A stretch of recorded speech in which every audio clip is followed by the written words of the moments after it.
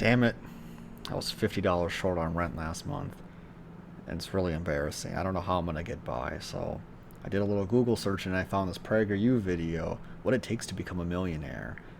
So I'm really hoping to get some lessons here on what to do to change my economic system, to help myself out. I want to better myself, because I believe in hard work and diligence.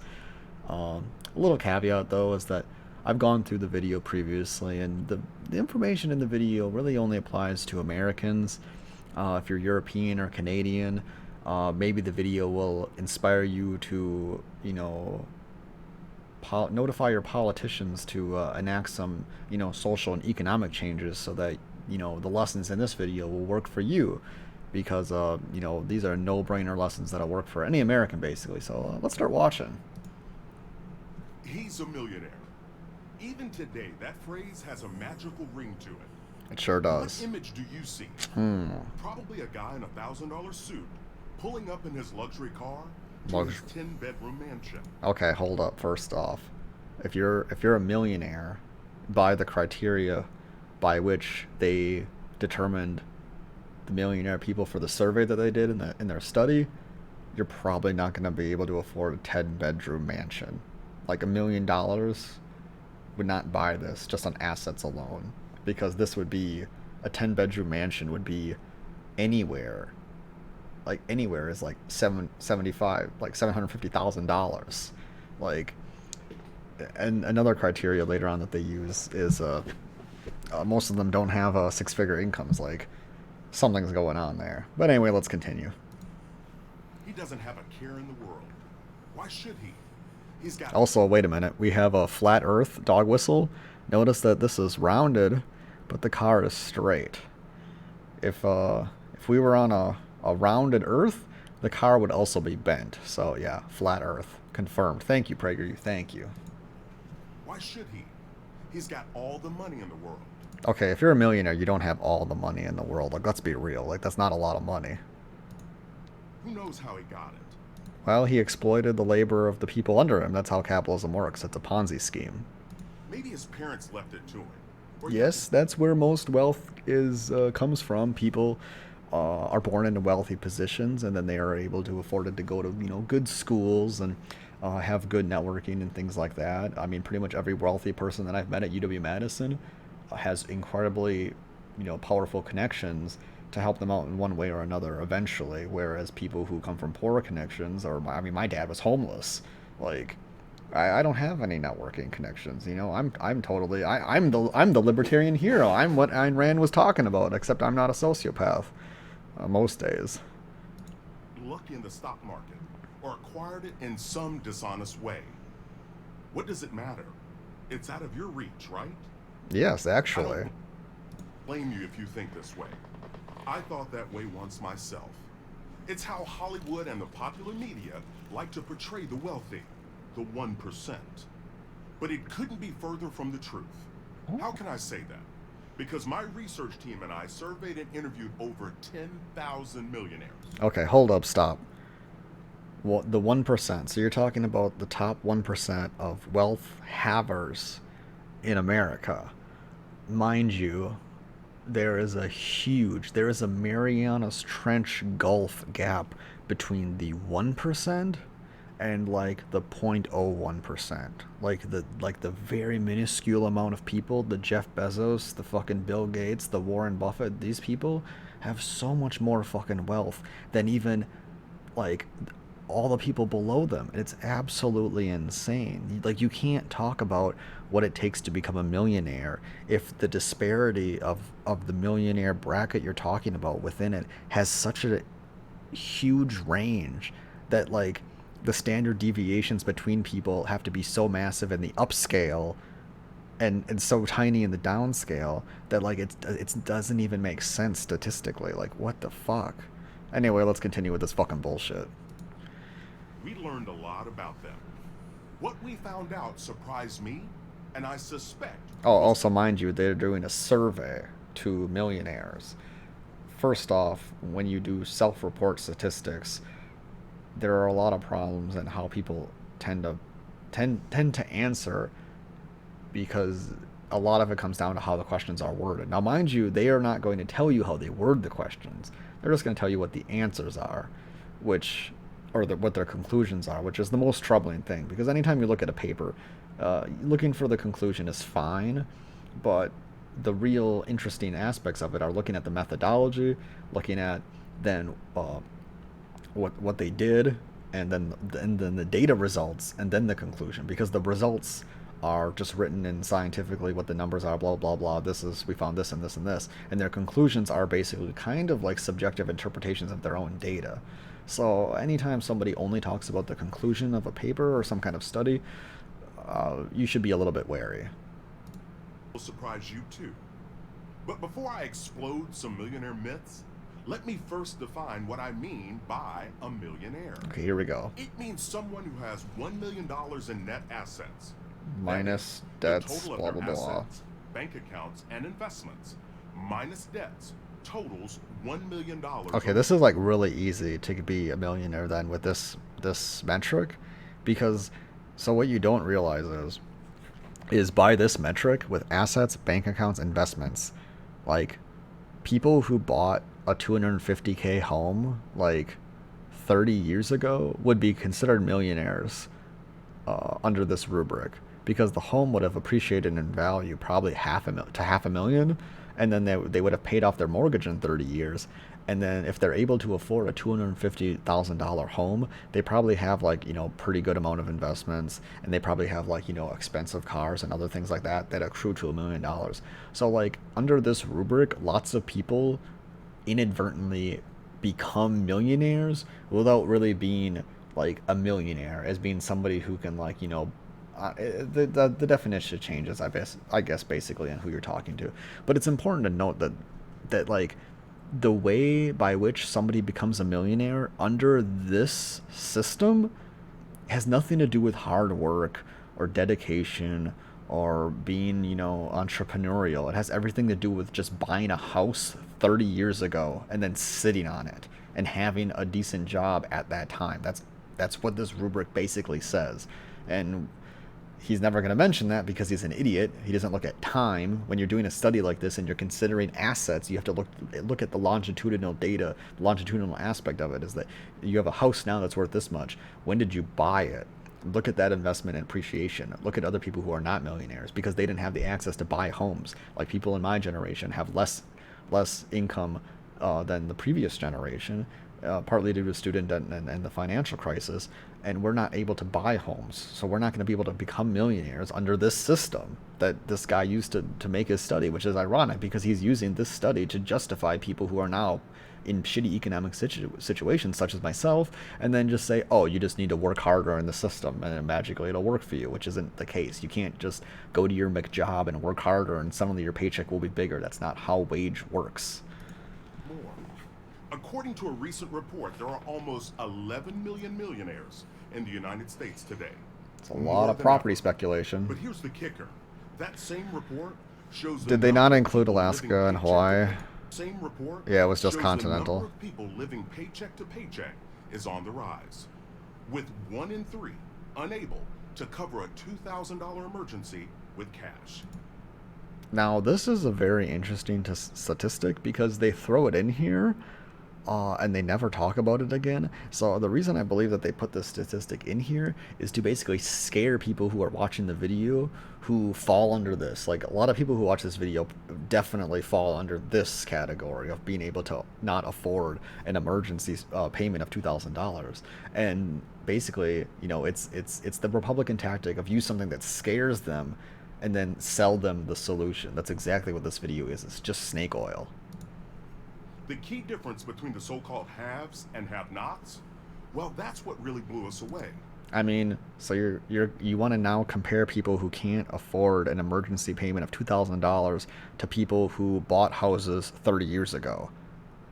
Doesn't that seem a little disingenuous? Like that is just, how have you even construed such a dichotomy? I don't understand. Like, I want to, never mind. Before I give you the answer, I need to deal with some myths about the millionaires we talk to. Now, are you ready for some real dog shit? This is going to be some dumb fucking shit. Number 1, wealthy people inherited all their money. Okay. He's going to say that based on the self-report that they didn't inherit any money. Now, mind you, I know I have wealthy friends. I mean, they come from wealthy families, and they aren't inheriting any money. But being born into a wealthy family gives you far more privileges than people who are not born into wealthy families. It comes with college expenses. It comes with the kind of schools you go to, the neighborhoods you grow up in, the people that you meet, the connections that your family has, the connections that you'll make with the other wealthy people and things like that. Like the class that you're born into generally is the class that you stick in your whole life. There is very little movement when it comes to the economy in America. So this is a myth, sure, but it doesn't capture the problem of the economy, and it's kind of a non sequitur anyway, because like the death tax is basically all but been removed. So like they don't have anything to fear when it comes to passing down money. But a lot of rich people will pass down assets during their life that isn't technically inheritance. Inheritance only counts as when somebody dies and in their will it says you get this stuff. But rich parents buy rich kids their rich stuff all the time. The truth is, 79% of millionaires receive zero inheritance. That's right. Zip from mom and dad. Okay, see, now that is fucking that is so false. To go to say they receive zero inheritance, to then say that, oh, they got zipped from mom and dad, absolute fucking bullshit. You can, I mean, I got stuff from my mom and dad. My dad was fucking homeless for fucking 2 years. Like, I got like 15, 10, 15. No, it stopped at I think 15. Like, allowance when I was a kid. Like, to say that you got zipped from mom and dad, that is such a stretch based on that survey data that you received. They earned it all. And then okay, so you've went from they had no inheritance to they received nothing from their parents. Now that's already a stretch. And then now to say that all of their money they earned it all. No, the money that they earned was a byproduct of the era that they grew up in and the economic climate in which they grew up in that afforded them the ability to then later on in life become millionaires because they were able to afford homes. They didn't earn anything. They just sat on an asset for 30 years on their fat asses. Like that's not earning something. On their own. Myth number 2. Wealthy people are lucky. Now this is bullshit. This one is I don't even know how to entertain this one. There is no person that I've ever met that has been successful in any way that didn't attribute to a little bit luck. I got into grad school. I consider myself lucky. Now, I can attribute a lot of things to being able to get into grad school to my own character and my own hard work and my own, punctuality and personality and the things that I've done to like stand out to my coworkers to want to have them to support me and things like that. But at the end of the day, a lot of my situation has come down to luck. I've been very lucky / blessed in my life. And every other person that I've met that's also like been in grad school or like other like, really like famous professors, like they're all also like, they're pretty humble about it. They consider themselves lucky. So to say that people who are millionaires who sat on an asset for 30 years most likely are not lucky, I mean, that's just stupid. Like, you just don't know. You're just fucking dumb. This is the one that I believed for a long time. But in reality, 76% of millionaires say that nothing extraordinary happened to enhance their wealth. Now, mind you, they don't tell you what they mean by luck. He vaguely refers to, like, lottery and randomly walking across, like, $200 million on the street and bullshit like that. But when you say luck, it means that you were afforded a better opportunity than somebody else. To be a millionaire, you have to have one lucky thing that they're never going to reference, which is you have to win the birth lottery. You have to be born into America, and you have to be born into a wealthy family. That's all that matters. And look how fucking lazy they were. 8, 8, 12, 12, 13, 13, 19, 19, 27, 26. They could only change 2 of the last numbers. I think the reason that they bring this up is that it's supposed to show that, like, oh, they were almost lucky, but then not lucky enough to make all the numbers match. But, like, the thing that's ironic about this is that you already had 4 numbers match, which is, like, already lucky enough. Like, this is like being born into like a 100K plus family household. Like, what the fuck? No lottery wins, no stock market killing. Discipline and hard work were the key factors. Discipline and hard. How? Okay, so how do you draw that? Discipline and hard work. I mean, that's so stupid because like I'm a disciplined worker. My wage doesn't magically go up because of that. And like if you go to your McJob and you work hard and you're disciplined, your paycheck doesn't get bigger. You only get a bigger paycheck by working more hours more efficiently so you can deal with the stress of working more hours. You don't get a bigger paycheck by working harder. That's not how jobs work. I don't think this guy has even held a job in his life. I would love to see this guy be a janitor and clean up fucking blood and shit and piss stains like I had to do. Like, fuck this guy. As for luck, the luckiest thing in most of their lives was being born in or becoming a citizen of the United States. Oh, well, at least he admits something. Myth number 3. Wealthy people have prestigious private school educations. So this one, he's not gonna tell you that they went to, like, this one he just doesn't give enough information on to respond to. But, I mean, it's also basically bullshit and refer to my other shit that I said before. Wrong again. 62% of millionaires went to public state schools. Okay, now first off, this one is shocking. Now, remember that shit I told you about? If you're a wealthy person, you're probably born into a situation where you're afforded better opportunities. I mean, what is it? 28% of these millionaires were able to afford to go to private school. 28. And now, mind you, going to private school isn't exactly a sign of wealth. I mean, I knew a ton of people that went to private school where I grew up, and that just meant that their parents and family wanted them to go to the religious school or the school that was seen as better. I mean, I had my Hmong friends that went to the like Catholic school, not because their family was Catholic in any way whatsoever, but because they thought that that would be a better school and it would give them a better education and more like rigorous a moral system as opposed to just going to public school. Public school was scary for them. You don't have to go to an Ivy League school to do well. Myth number 4. Wealthy people have high-paying jobs. Now this one is like, this one is so dumb because it doesn't account for inflation. So mind you, he's going to go on to say that none of the wealthy people, or like not a lot of them, had $100,000 six-figure jobs. But the thing is though is that like 100K job isn't even impressive today. It was impressive 30 years ago, but it's not impressive today. Wage stagnation has been horrible. Like if you had a 50K job 30 years ago, you could afford a really nice house, and 30 years ago that house would appreciate to a really good value today. And like, so like to say that, oh, they've never made over 100K a year is kind of really disingenuous because you don't consider inflation for when they were able to buy the asset that made them a millionaire, because you did a shitty study because you're fucking stupid. Like, I was in a research lab. I took stats class. Like, I know a little bit about research. This is dog shit. Not true at all. 1/3 of millionaires never had a six-figure household income. 1/3. Okay, so 2/3. 66% of them have a six-figure income.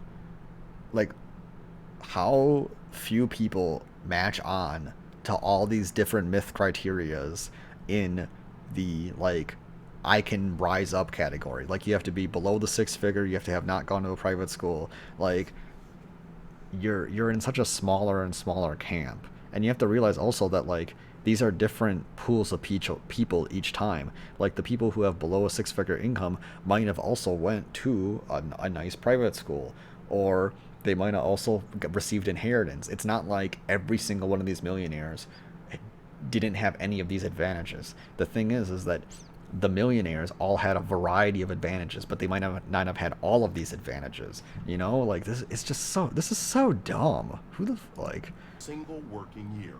Really, I'm not making it up. So what makes these millionaires so extraordinary? They're You lucky. ready for the shocking answer? Here it is. Nothing. Nothing makes Nothing at all. Remember, I said this is actually very true. This is self-aware wolves. Where, like, what makes millionaires special? Nothing at all. Yes, you're absolutely right, black man. black man telling me economic things that, like, I mean, look at your wad. Like, this guy was clearly born into wealth. I mean, look at this fucker. Like, this guy's never worked a hard day in his life. Like, fuck this guy. You should be fucking representing, your people in a way that helps them, like, survive economically in the climate that exists today. But instead, you're just telling them to work harder. It's like, you know how fucking shitty it is? I see people come out of jail with huge amounts of debt, and then they have to fucking go get McJobs and, like, put away a little bit of money to be able to afford rent. Like, and it's shitty. You can't build up from nothing. You cannot build up from nothing. You need to be born into a family that has some modest means attached to it, because the economy doesn't exist in a way for you to just show up, do a job, and then become a millionaire. It's not how the economy is set up, and it never will be, because capitalism necessitates people in the bottom to support the people in the top. Said that there was one key thing that separated the haves from the have-nots. It's the attitude millionaires have toward money. Now, this is just ridiculous. Like, so now, like, millionaires just have a different attitude towards money. Yeah, the attitude is that they bought an asset 30 years ago and appreciated in value. That's it. They have learned to control it and not let it control them. Okay, this is really fucking rude, because if you're a poor person, you can't afford to control your money. There are expenses. There are necessary expenses. If you are making, I was making, 14 an hour. My rent was 870. I could barely afford rent and food. Like, and this is me making a sacrifice with the hopes that I could then at the time get into grad school, so then I could eventually get a real livable wage in the career that I wanted. This is a sacrifice that I had to make. But, like, there are necessary costs that you have as an individual, and, like, there are people that are not like me that are locked into that 14 an hour job for the healthcare benefits, and they're just fucked. They're never going to be able to put away for any kind of savings, and it's not because they lack self-control. It's because they have necessary costs to make. Like, what the fuck? Like, this is just so rude and offensive to so many people that I fucking deal with every day, and so many, like, your people's lived experiences, to just tell them to just work harder. Fuck off. So if you And then the other thing is like, you can't just have everybody work harder, because basically you're arguing that, oh, everyone should just become a manager. That's not possible. We need workers. At the end of the day, you need people to do the jobs that don't pay a lot of money. So the alternative is we make all the jobs have a livable wage, or we just keep peddling the snake oil bullshit solution to capitalism's problems. Like, fuck off. to achieve financial security, you need to change your mindset. The sooner, the better. You have to start with the belief that it's possible for you to become a millionaire.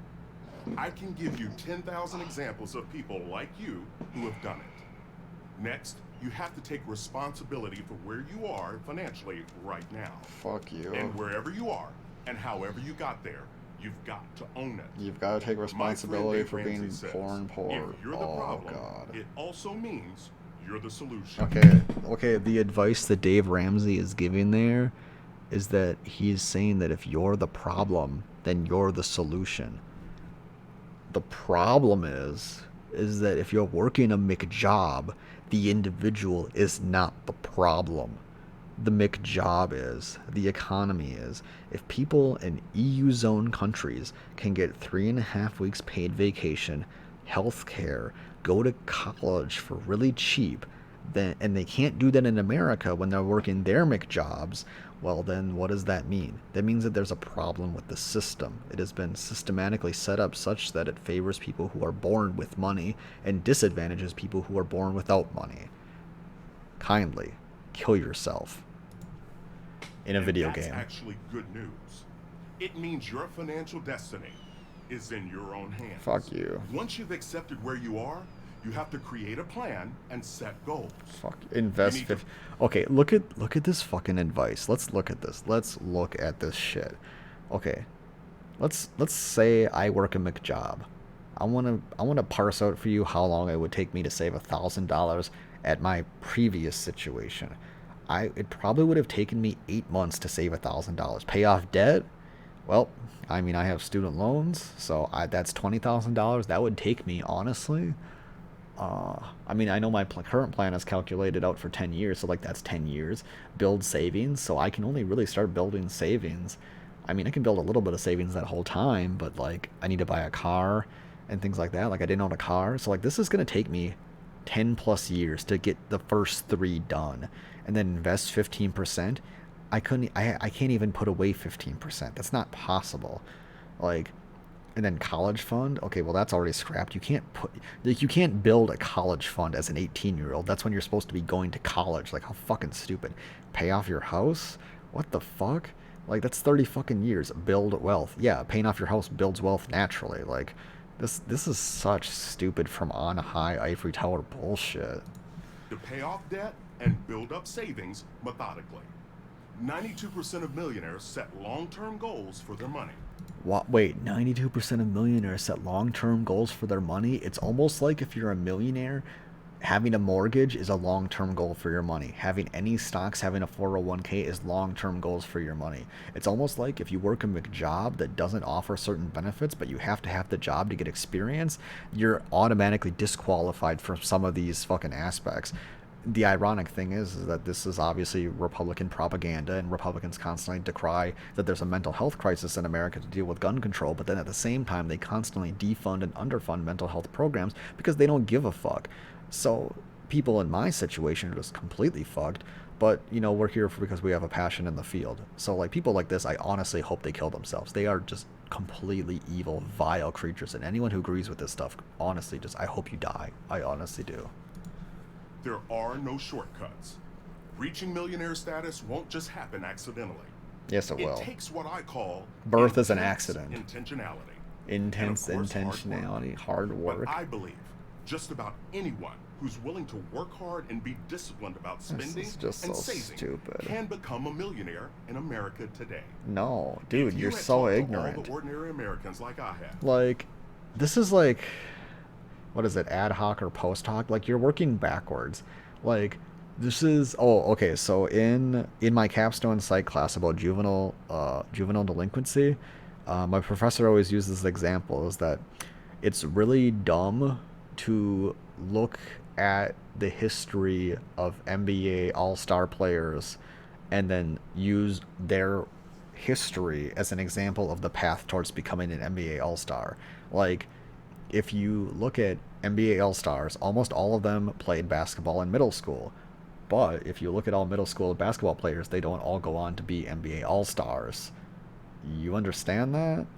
Like, if you look at the people who have become millionaires and then try to parse out how they got there and then feed that to people who are not millionaires, that's basically like saying, oh, look, this guy's an NBA All-Star and he started in the NBA when he was in middle school. That means you should put your kid in NBA in middle, or fucking basketball in middle school. Like, that is just such a fucking surface level retard take. There's no scientific rigor. This guy doesn't know how to do a survey. This guy doesn't know how to do a study. And probably because he's funded by the Koch brothers or some fucking stupid bullshit Republican think tank dog shit conservatard conspiracy theory, or like, what the fuck? Who have made it. It's so I want to die, and I hope everyone watches dies too. This is America, where there's this is always America. room for one more millionaire. Yep. Fuck you. Yep. I'm a fuck. I don't. What is it? Ah, fuck this guy.